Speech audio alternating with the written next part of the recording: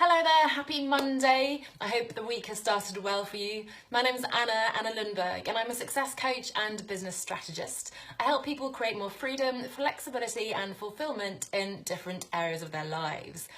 And I want to talk a little bit about managing your well-being as an entrepreneur. And I think this is such an important topic, and it's one that I'm going to be focusing on now in the coming weeks and even months. So I think the irony here is that a lot of us have left behind our corporate jobs, that 9 to 5, precisely for the very reason that we were burned out and we were putting ourselves or being put under unreasonable stresses and pressure, and the work was misaligned with our values, and fundamentally we were giving up and sacrificing a lot of other important things in our personal lives in order to get that outer success that came with that particular job, like the status and the salary and so on. And the irony, I think, comes from the fact that when we go out there and create our own businesses, unfortunately and unwittingly, so probably subconsciously without realising it, we're actually recreating that burnout, that stress and all the things that we were trying to escape from as we build our business. And I think there are a couple of main reasons for this. And the first reason is simply that there is a lot of pressure. So if we've left our job and we're living off our savings in the short term, for example, then of course there is pressure to bring in money. We need to be able to pay our bills, however much we've reduced our spending. And importantly, we need to prove to ourselves, and unfortunately also to other often skeptical people, that this business is going to be successful. So there's a lot of immediate pressure on making it work, getting that money coming in. And so we have to work hard, and we have that feeling of, oh, okay, we've got to hustle now and we'll deal with well-being later. Yes, that's my dream to do that, but right now I just have to work, I just have to get this money coming in and so on. And again, ironically there, we're focusing on exactly those bits that we recognise aren't so important to us. And unfortunately that then creates a business that's founded on that very same stress and unsustainable really structure that's not going to bring you what you had hoped when you left that job in the first place. The second reason is perhaps a more positive one.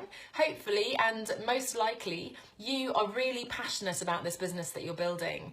So I know from my own experience, when you love doing what you're doing, you have that big purpose, you really have a problem you want to solve out there, you want to go out there and help people, and you really enjoy the work you're doing. I mean, it's great fun talking to you guys here, right?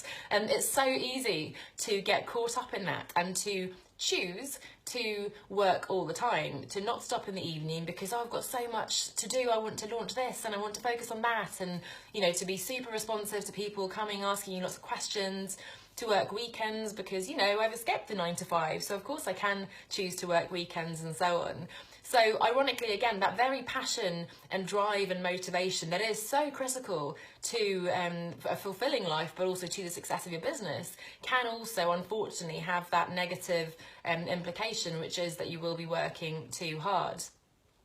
So for me, and I've certainly come to realise this, I believe managing your well-being as an entrepreneur really needs to be not an afterthought, not a lower sort of, oh, I'll do that later kind of thing, but really a fundamental priority. It's the very foundation of everything you do. And to be honest, this applies to everybody, not just entrepreneurs and freelancers and independent business owners.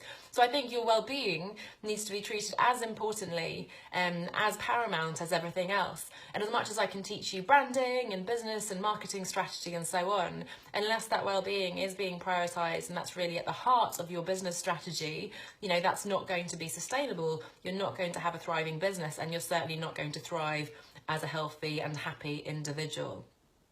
So I'm going to be talking a lot about this on the blog, here on the page, and everywhere really in the next few weeks and months. But above all, I'd like to invite you to join my Facebook group if you're not already part of that. It's One Step Outside, and I'll put the link here, but you should be able to find it when you search One Step Outside. So in the Facebook group, I'm going live every Wednesday evening UK time. You can then watch the repeat or the recording rather, if you're not able to join. But I'm going to be going in there every week talking, for 30 minutes, really giving a free training, hopefully adding lots of value around this topic of how to anchor well-being into your business strategy, into your day-to-day routine, something that is so incredibly important and, believe me, is going going to either drive or sabotage your business success. So I hope those insights have made you think a little bit, maybe question a little bit how you're prioritising your well-being as well, whether you are starting a business, have started a business, or have no intention of ever starting a business. I'd love to see you over in the Facebook group where we'll be talking about this. We're kicking things off tomorrow. There'll be a blog post, an interview with Tanya Diggory from Karma, who manages or helps entrepreneurs manage mental health, a very important part of this. And then we'll be going live on Wednesday and continuing in the next few weeks and months. Love to see you over there in the Facebook group.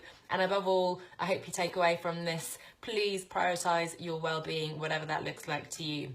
Bye for now, and hope to see you soon.